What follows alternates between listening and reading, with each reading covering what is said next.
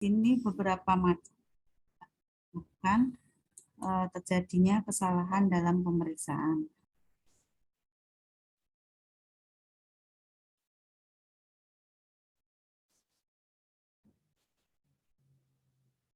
Sudah kelihatan, Dek?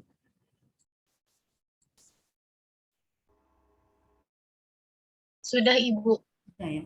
Saya coba dulu bergerak apa enggak ya, biasanya nanti kalau ada gangguan. Bergerak?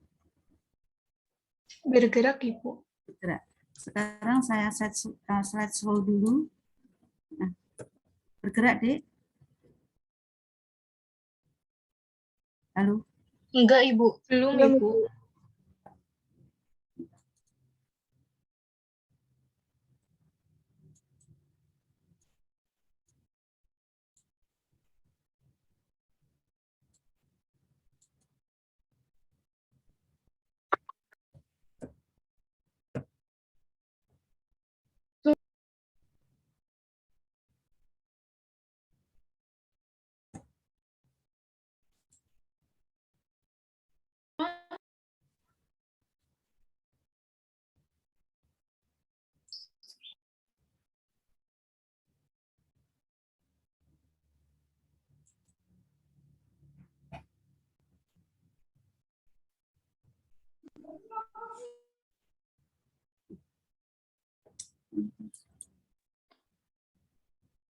Bergerak, Dek.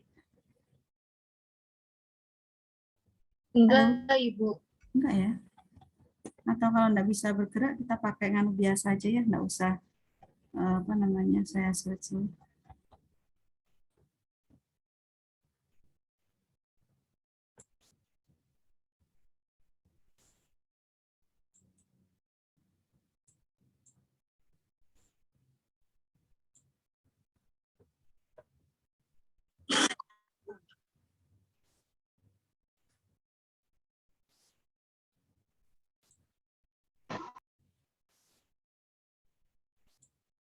Ya.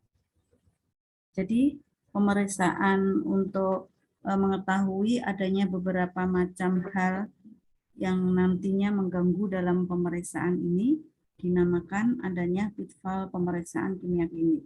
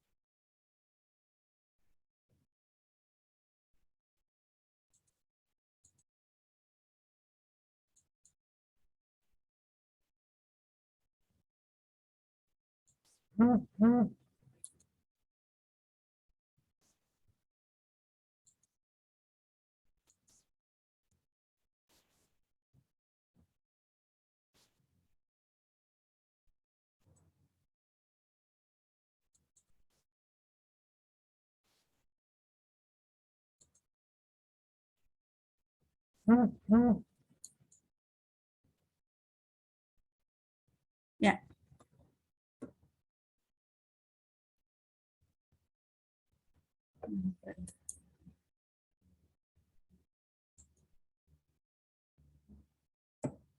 Gerak ya, Dek ya?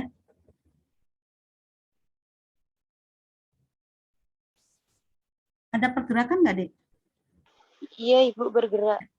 Oke, ya kita lanjutkan bahwa pitfalls itu merupakan komponen yang mempengaruhi hasil pengukuran.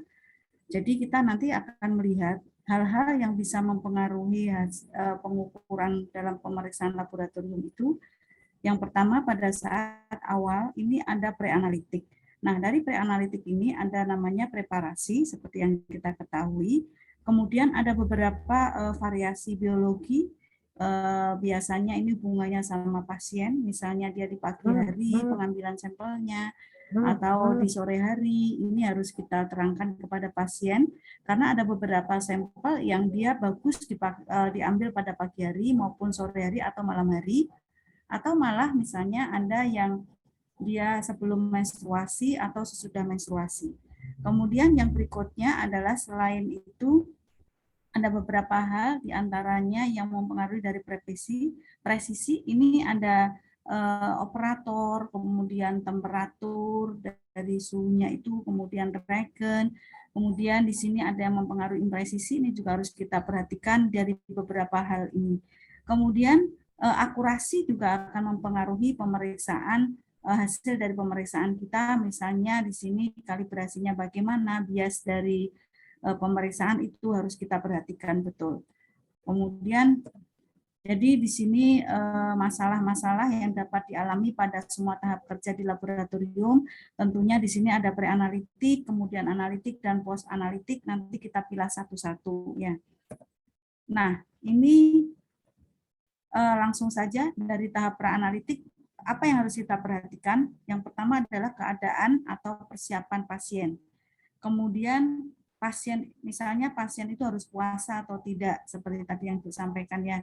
Terus yang kedua, pengambilan data pasien input ke sistem IT, misalnya setelah pasien itu datang ke tempat kita dan dia mendaftar, kemudian ada sampel yang sudah kita ambil, yang kemudian kita lakukan input berikutnya. Di dalam, kalau di kami itu namanya adalah dilakukan billing, ini juga harus hati-hati, jangan sampai keliru. Pada saat kita mencocokkan antara order dengan sampel pasien untuk dimasukkan ke dalam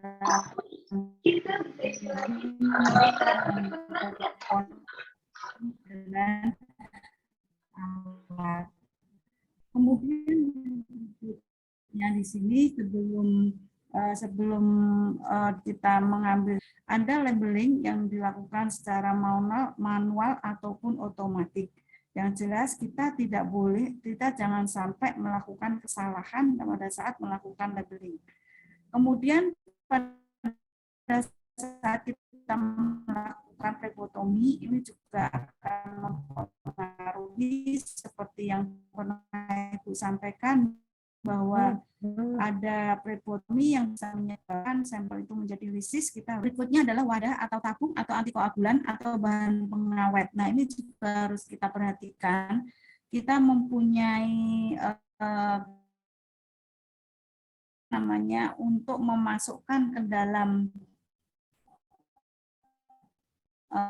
wadah dari sampel tersebut. Kalau misalnya contoh di pemeriksaan di patologi klinik, misalnya ya, kita ambil contoh di patologi itu ada pemeriksaan, kemudian ada koagulasi, yang berikutnya serologi. Nah, di sini ada pengambilan sampel. Saat memasukkan ke dalam tabung, kita harus memilih dulu mana yang harus kita masukkan ke dalam tabung. Yang pertama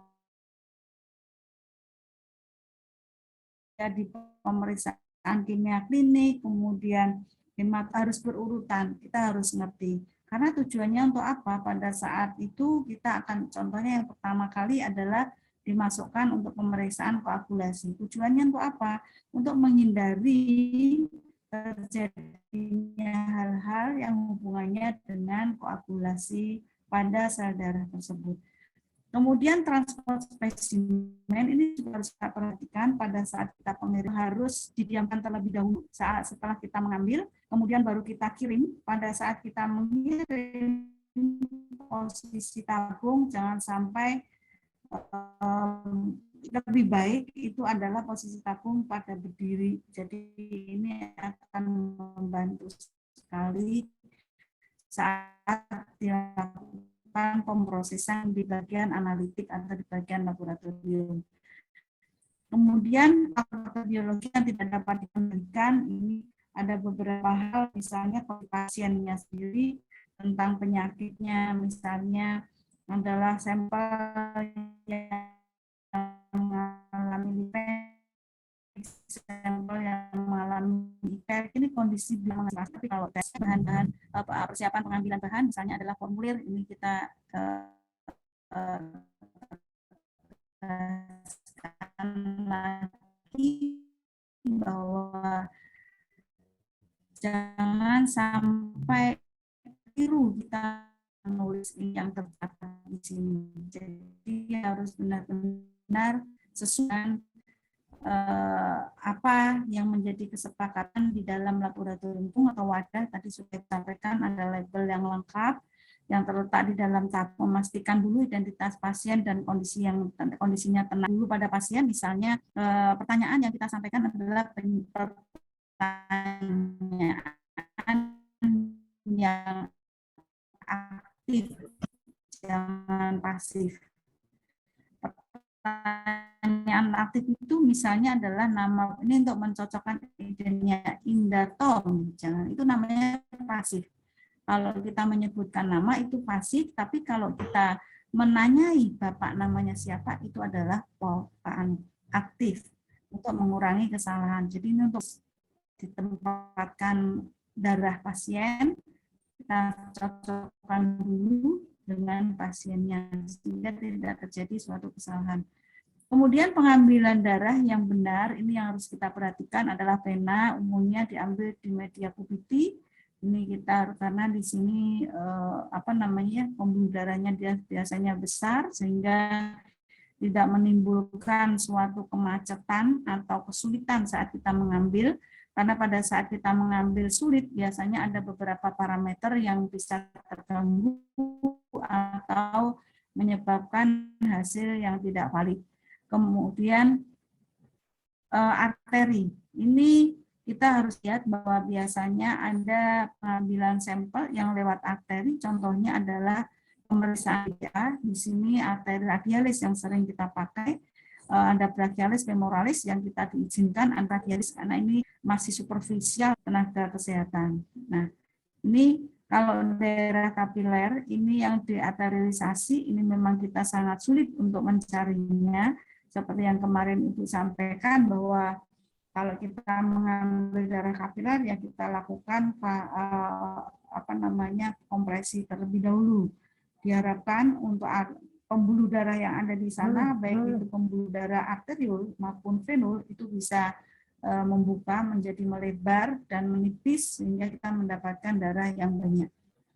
Kemudian pengambilan sampel ini kapiler, ini yang tadi Ibu sampaikan bahwa dari jari tangan, daun telinga pada bayi ini harus kita perhatikan.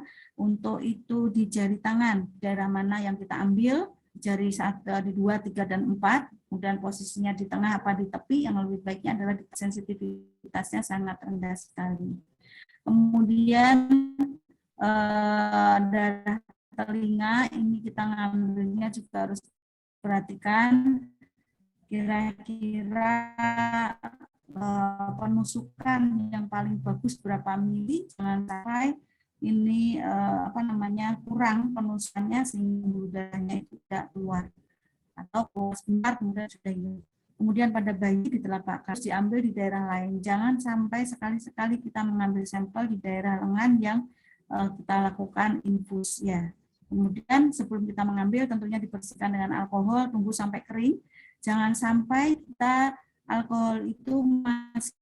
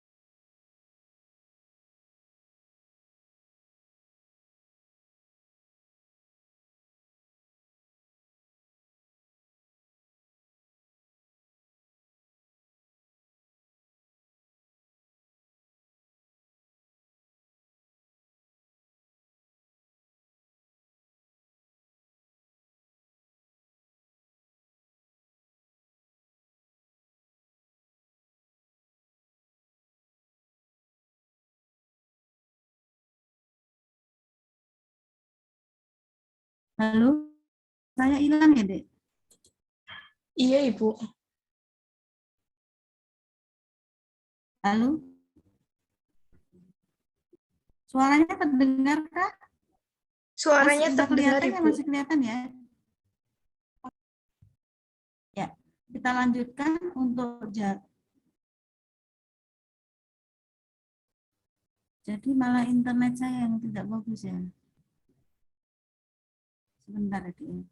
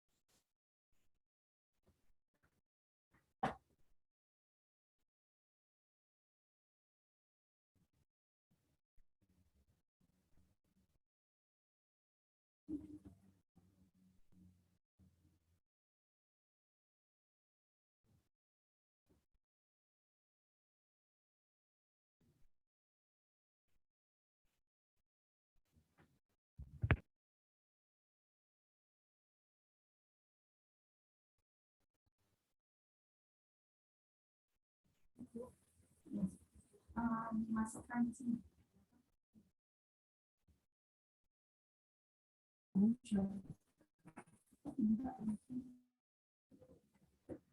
Ibu matikan dulu, Ibu ganti ganti nganu Dek, ganti laptop ya.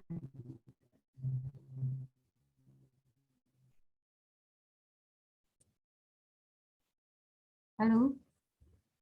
Iya, Ibu. Iya, Ibu. Anak-anak ikut hidupkan aja. Iya, Bu.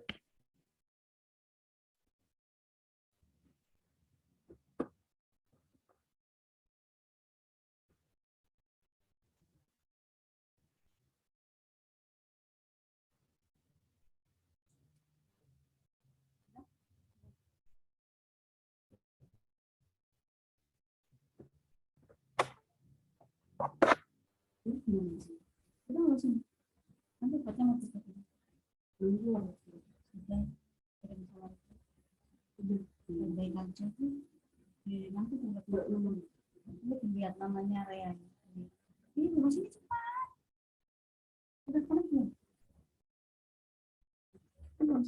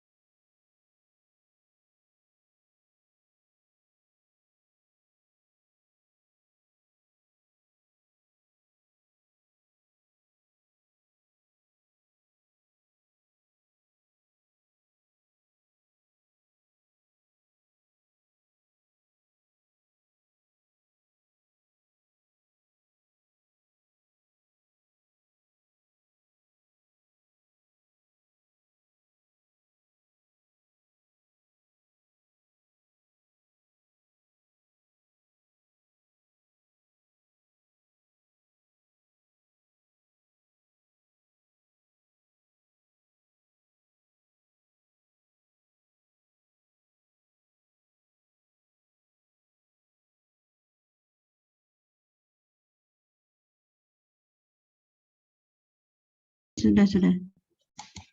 Halo, Assalamualaikum. Adik, sudah kelihatan materinya? Sudah, Ibu. Sudah ya? Oke, saya lanjutkan.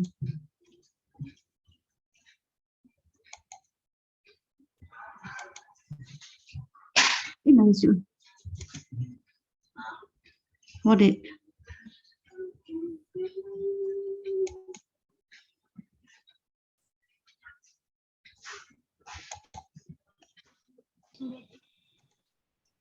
Ya. Ini yang harus kita perhatikan saat kita mengambil sampel darah. Jadi yang jelas aliran darah itu harus lancar. Bagaimana caranya aliran darah itu lancar? Tentunya kita menusuk pada bagian pembuluh darah itu harus tepat. Jadi jangan sampai melebihi pembuluh darah atau dia menempel pada dinding pembuluh darah. Harusnya posisi jarum itu ada di tengah-tengah pembuluh darah. Ini akan lancar saat kita mengambil darah tersebut. Kemudian darah kapiler, kita tidak boleh memeras jari, yang jelas ya, memeras-meras itu tidak boleh. Karena apa? Nanti cairan pada sel-sel itu akan keluar, sehingga akan menyebabkan hasil darah yang kita dapatkan itu akan menjadi lebih encer dan parameter yang kita periksa juga akan berpengaruh. Kemudian kalau kita mengambil darah kapiler yang pertama kali harus kita buang terlebih dulu. Kemudian di sini membendung 10-15 cm di atas tempat fungsi atau bendungan singkat kira-kira kurang dari 1 menit. Kalau misalnya lebih dari 1 menit, ini dikhawatirkan sel-sel itu juga akan terperas, nanti bisa menyebabkan cairan di dalam sel ikut keluar, ini mempengaruhi hasil kita. Nah, umumnya darah yang kita ambil biasanya serum atau darah RT-TR, saya ambil contoh adalah BA1C, kita harus mengenali terlebih dulu sampel-sampel yang digunakan untuk pemeriksaan pada parameter tertentu. Kemudian darah dicampur dengan baik, yang jelas kita harus melakukan homogenitas setelah kita melakukan pengambilan darah dengan cara dibalik 8 kali, jadi istilahnya 8 kali bolak-balik begini, bukan diputar-putar, bukan, tapi dibalik ke atas, dibalik ke bawah begitu.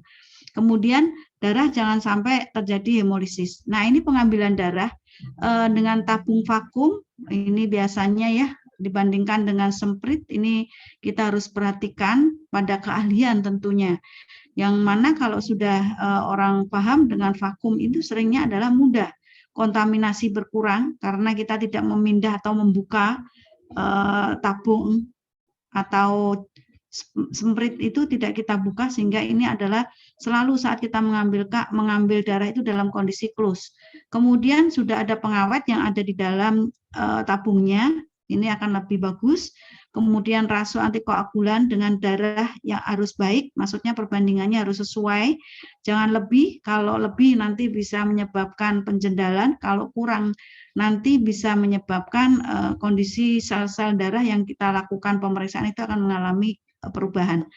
Kemudian gel pemisah, ini ada tabung khusus apabila kimia klinik ya, ada gel pemisah, ini akan membantu sekali pengendapan yang terjadi pada sampel darah tersebut. Nah, hemolisis ini harus dikurangi, misalnya kita harus tahu kira-kira hal-hal yang dapat menyebabkan hemolisis. Nah, ini semakin tabung itu terjadi mendekati ED atau dia sudah ED, biasanya tekanan atau pancaran dari darah itu akan berkurang. Terkadang nanti harusnya dia terisi 3 cc, ini tidak akan sampai menjadi 3 cc. Nah, hal ini harus kita perhatikan, tabung kita itu mendekati ED atau malah sudah ED, kita harus hati-hati. Nah, ini yang Ibu sampaikan tadi, bahwa saat kita mengambil darah, melakukan penusukan, jadi yang benar adalah seperti ini. Tidak boleh jarum itu menekan pada dinding di bagian bawah, atau malah di sini belum masuk ke dalam pembuluh darah, tapi di dinding bagian atas yang kita tusuk, sehingga akan menyebabkan kebocoran darah itu masuk ke dalam jaringan sekitarnya, dan ini akan menyebabkan hematom. Kemudian cari pembuluh darah yang lurus, jangan pembuluh darah yang melekuk, yang ini akan menyebabkan hal seperti ini tidak lancarnya pada saat kita mengambil darah. Nah, di sini terkadang terlalu dalam saat menusuk sehingga melewati pembuluh darah yang harusnya kita ambil, sehingga di sini akan menyebabkan dia ini kebocoran yang di sana juga akan jadi bocor, di atas pembuluh darah, di bawah juga akan terjadi bocor, ini akan menyebabkan hematom yang sangat luas. Kemudian di sini harus perhatikan bahwa pembuluh darah kadang mengalami kolaps. Kolaps pembuluh darah itu bisa disebabkan oleh beberapa hal, misalnya pasien dehidrasi. Jadi pada saat itu cairan yang ada di dalam pembuluh darah itu berkurang karena kondisi penyakit pasien. Biasanya ini kita sangat sulit mendapatkan pembuluh darah yang baik. Nah, ini melakukan flebotomi yang harus kita perhatikan di sini, baca atau cek form permintaan pemeriksaannya terlebih dahulu, kemudian siapkan sarana prasarana, pasang tonic wet, kemudian pilih pembuluh darah yang besar dan tidak bergerak, lakukan disinfektan dengan kapas alkohol, kemudian baru kita tusuk pembuluh darah tersebut. Artinya di sini semuanya harus kita siapkan semuanya, baru kita melakukan penusukan. Jangan sampai ada yang belum siap, kemudian kita menusuk, pada saat kita mengambil, misalnya ternyata tabungnya belum siap.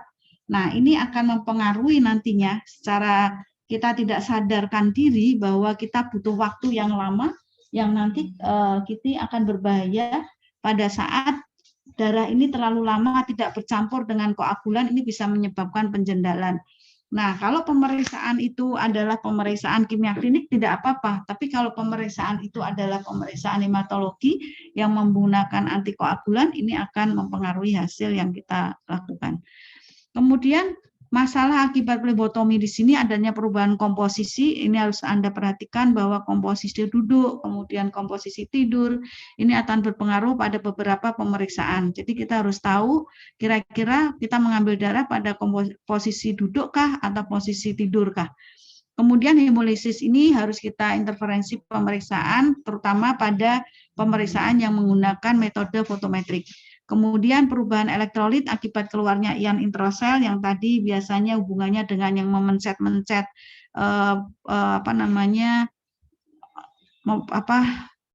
memencet-mencet bagian yang akan kita lakukan pengambilan darah. Kemudian di sini hemokonsentrasi juga harus kita perhatikan. Ini biasanya akan terjadi karena gangguan atau perbedaan perbedaan antara darah dan antikoagulan. Kemudian kontaminasi, ini biasanya yang sering dilakukan kalau kita tidak menggunakan close, tidak pakai vakum, tapi kita memakai adalah spide biasa, kemudian menggunakan tabung, jadi kontaminasinya akan lebih besar. Nah, ini lebih baik penggunaan vacuum thinner. Tentunya kalau menggunakan vacuum thinner, ini harus dia benar-benar ahli, sehingga pada saat sekali tusuk harus kena. Nah, ini ada beberapa hal, jangan sampai terjadi hematom, tadi sudah Ibu sampaikan, kemudian infeksi, istilahnya kalau di situ di daerah yang akan kita ambil darahnya terjadi suatu warna kemerahan, daerah sekitarnya hangat, hati-hati jangan mengambil sampel darah di situ karena itu adalah terjadi plebitis, infeksi. Dikhawatirkan pada saat kita menusuk, infeksi atau kuman yang menyebabkan infeksi itu akan ikut dalam ujung jarum kita, kemudian dia akan masuk di dalam pembuluh darah dan akan terjadi penyebaran infeksi secara menyeluruh. Nah, ini ada beberapa hal yang harus kita perhatikan. Sampel yang hemolisis, di mana di sini hubungannya eritrosit, isi eritrosit atau sel darah merah ini keluar dari ke dalam plasma atau serum. Nah, ini biasanya adanya hemolisis ini akan mempengaruhi beberapa pemeriksaan, terutama pemeriksaan pada enzim, yaitu LDH, SGOT, SGPT, kemudian pada pemeriksaan elektrolit dan kalium. Karena apa? Eritrosit itu mengandung beberapa LDH, SGOT, SGPT, dan kalium. Sehingga pada saat dia dilakukan pemeriksaan ini, kalau terjadi hemolisis akan terjadi peningkatan. Kemudian sebelum pengambilan darah, ini kita harus perhatikan, memang ada hemolisis di dalam badan, jadi karena penyakit pasiennya itu sendiri, dia sudah terjadi hemolisis di dalam tubuhnya karena penyakit. Kemudian Ini biasanya oleh karena kerja fisik yang kuat, jadi orang yang melakukan kegiatan atau aktivitas yang kuat ini biasanya akan menyebabkan hemolisis juga.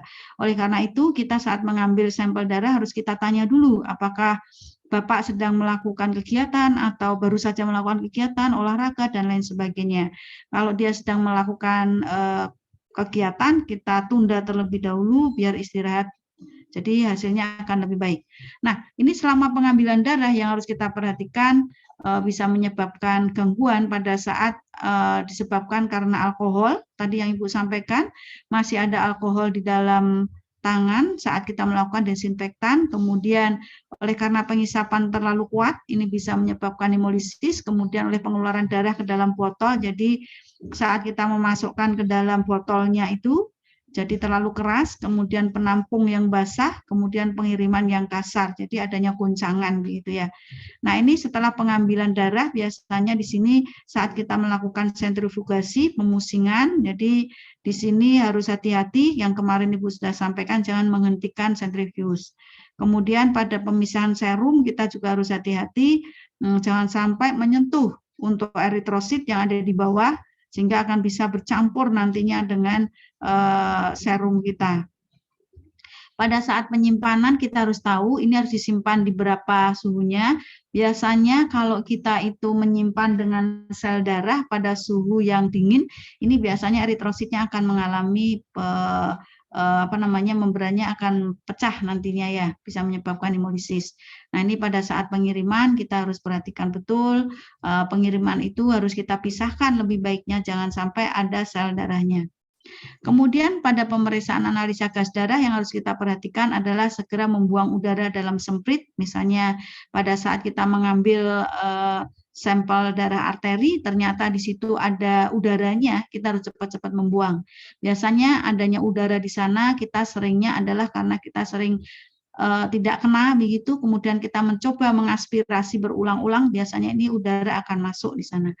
Kemudian menutup rapat ujung semprit, jadi setelah mendapatkan darah, ini ujung sempritnya harus kita tutup biar tidak ada udara yang masuk. Kemudian sebaiknya pemeriksaan kurang dari 15 menit, jadi harus kita lakukan pemeriksaan secepatnya, jangan menunda-nunda karena ada beberapa hal parameter yang dalam analisa gas darah bisa menyebabkan kenaikan ataupun penurunan. Kemudian dengan pendingin, ini kurang dari 2 jam, jadi istilahnya meskipun dengan adanya dibawa transportasi dengan pembawaan kondisi dingin, kita harus perhatikan jangan terlalu lama, kurang dari 2 jam harus dilakukan pemeriksaan. Kemudian di sini ada waktu antara pengambilan bahan darah dan pemisahan serum plasma kurang dari, untuk mengambil plasma atau serumnya jangan lebih dari 1 jam. Kemudian serum harus dipisahkan dahulu sebelum disimpan, ini terutama pada saat kita menyimpan pada suhu-suhu tertentu, jadi harus terpisahkan dengan sel-selnya. Nah, kemudian pemeriksaan glukosa darah ini akan terjadi penurunan. Yang harus kita perhatikan adalah kalau terjadi peningkatan leukosit, misalnya leukositosis. Jadi pada pasien leukemia ini biasanya kadar glukosa darah akan mengalami penurunan karena glukosa darahnya itu glukosanya dipakai oleh leukosit dan bakteri untuk metabolisme. Nah, ini ada perubahan kadar beberapa analit 2 jam setelah makan, ini harus kita perhatikan. Misalnya trigliserid. Trigliserid itu 2 jam setelah makan terjadi perubahan 1,78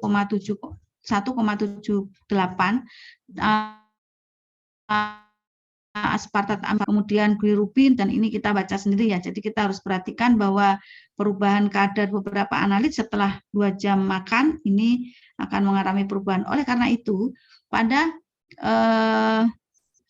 pasien yang dilakukan pemeriksaan glukosa, misalnya ya ada pemeriksaan glukosa darah, kemudian 2 jam setelahnya. Nah, ini lebih baiknya kita mengambil parameter-parameter ini pada saat dia puasa. Kondisinya akan lebih baik karena 2 jam setelah makan dia mengalami perubahan yang seperti ini. Kemudian alkohol tadi yang Ibu sampaikan, belum Ibu sampaikan, ini peminum alkohol biasanya ya. Peminum alkohol ini yang akut itu akan mempengaruhi glukosa, ketonemia, laktat meningkat, asam urat meningkat. Kemudian kronik itu pada orang yang maksudnya dalam jangka waktu yang lama, itu gamma GT-nya, jadi fungsi dari heparnya itu akan mengalami gangguan. AST, ALT, trigliserid, karena ini sintesisnya ada di dalam hepar. Ya, folat juga akan mempengaruhi penurunan nih. Kemudian orang merokok. Jadi perhatikan pada orang merokok ini dapat bisa mempengaruhi kadar glukosa dan laktatnya meningkat. Kemudian toleransi glukosa, tes toleransi glukosa ini akan terganggu pada orang merokok. Kemudian kreatinin, urium, vitamin B12 ini juga biasanya dia akan lebih tinggi pada orang yang bukan merokok, tetapi kalau orang merokok biasanya dia akan mengalami penurunan.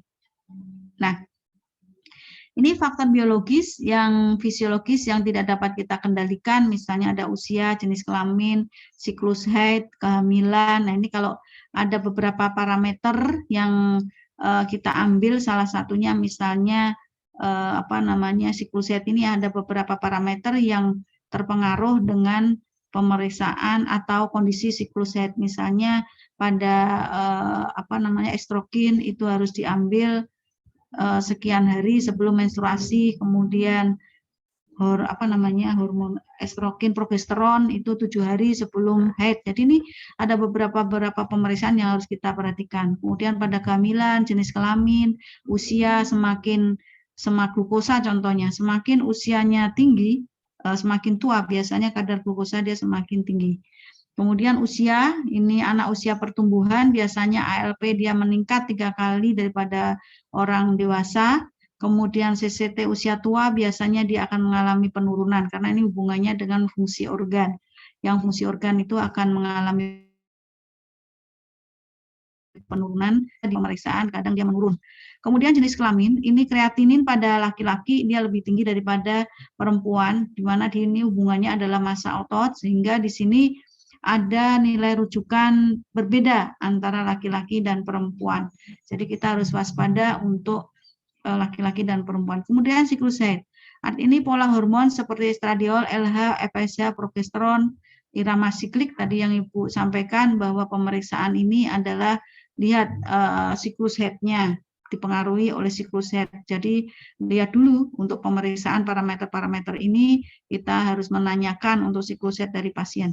Kemudian kehamilan, ini terjadi hemodilusi, biasanya orang hamil itu mengalami peningkatan cairan di dalam tubuhnya, kemudian terjadilah hemodilusi pada trimester 2 kehamilan, biasanya estrogen, progesteronnya dia itu menaik, kemudian kecenderungan toleransi glukosa terganggu, jadi kadar glukosanya pada orang hamil itu memang terganggu, ya, ada mengalami gangguan, ya.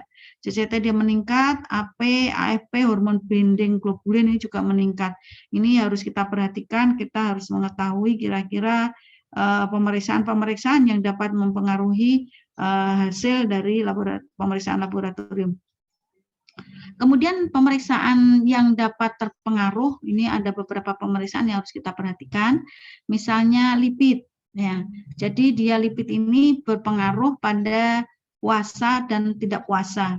Harusnya dia ini puasa kira-kira 12 sampai 16 jam ya. Semakin kondisi puasa semakin bagus biasanya untuk dasar terapi pada penderita-penderita yang mengalami hiperlipidemia atau hiperkolesterolemia atau trigliseridemia.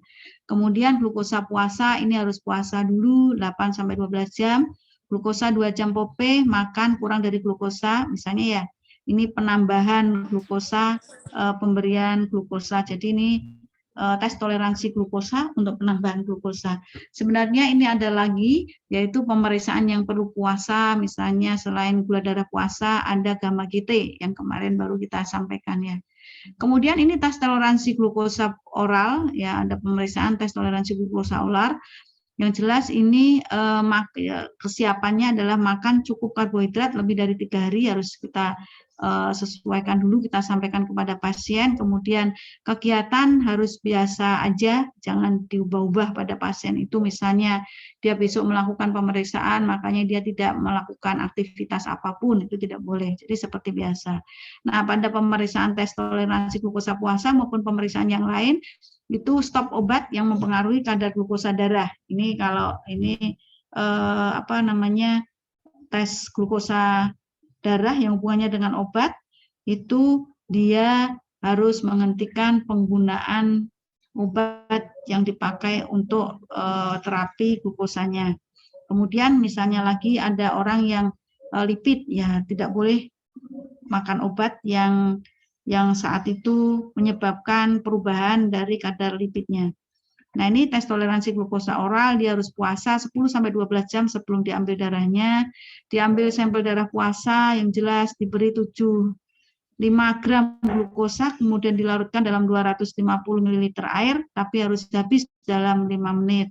Kemudian setelah 2 jam ambil sampel darah. Ini tentunya adik-adik sudah pada tahu, yang jelas pemberian beban atau glukosa ini dan harus dihabiskan dalam 5 menit, ini catatannya. Nah, ini tahap peran analitik yang harus kita perhatikan yang mungkin bisa menyebabkan kesalahan-kesalahan dalam analitik, misalnya tahap persiapan, di sini reagennya bagaimana, kalibrasi instrumennya, wali kontrol, kemudian metode pengukuran, fotometri, pemeriksaannya, misalnya pemeriksaan menggunakan enzim, apakah pemeriksaan imunologi yang menggunakan beberapa hal yang harus kita perhatikan. Kemudian variasi antara individu yang bisa menyebabkan misalnya umur atau ras, kemudian fisiologi dari seseorang, kehamilan, geriatri, kemudian penyakit-penyakit tertentu yang bisa mempengaruhi, dan yang berikutnya adalah interferensi yang harus kita perhatikan di sini adalah kondisi hiperlipidemia, hemolisis, hiperbilirubinemia. Jadi kondisi sampel-sampel pada pasien yang mengalami hal seperti ini tentunya berpengaruh pada sampel yang kita ambil. Kemudian yang berikutnya adalah obat-obatan, biasanya pemberian interferensi. Nah, masalah reagen ini terutama bila menyiapkan sendiri kita harus perhatikan dulu penyiapannya, kemudian penimbangannya harus kita perhatikan, kemudian bentuk-bentuknya perlu rekonstruksi apa enggak, volume yang tepat. Jadi ini harus betul-betul kita lakukan, jangan sampai pada saat awal kita melakukan penghitungan volume, penimbangan pupuk mengalami suatu kesalahan sedikit saja penimbangan, ini akan menyebabkan kesalahan berikutnya. Kemudian yang jelas jangan membiarkan tutup regen itu terbuka, ini harus hati-hati, ini juga bisa menyebabkan hal pada hasil kita. Kemudian masalah carryover ini ada bahan pemeriksaan tercemar oleh bahan pemeriksaan sebelumnya, contohnya aja kita melakukan pemeriksaan apa ya, misalnya pemeriksaan cairan pada feses misalnya begitu. Harusnya ini harus dicuci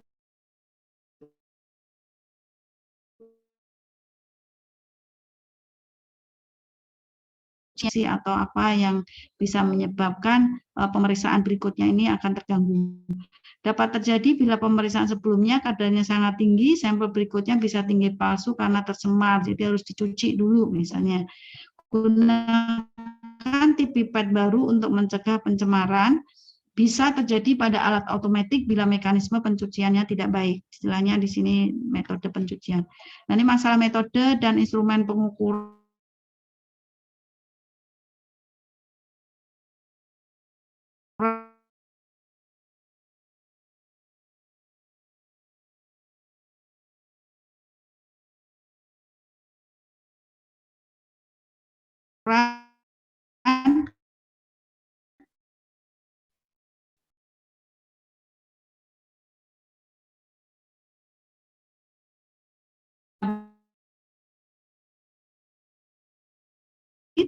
jadi aktivitas enzim yang sangat tinggi, ini hasil rendah palsu. Atau kadar substratnya inhibition,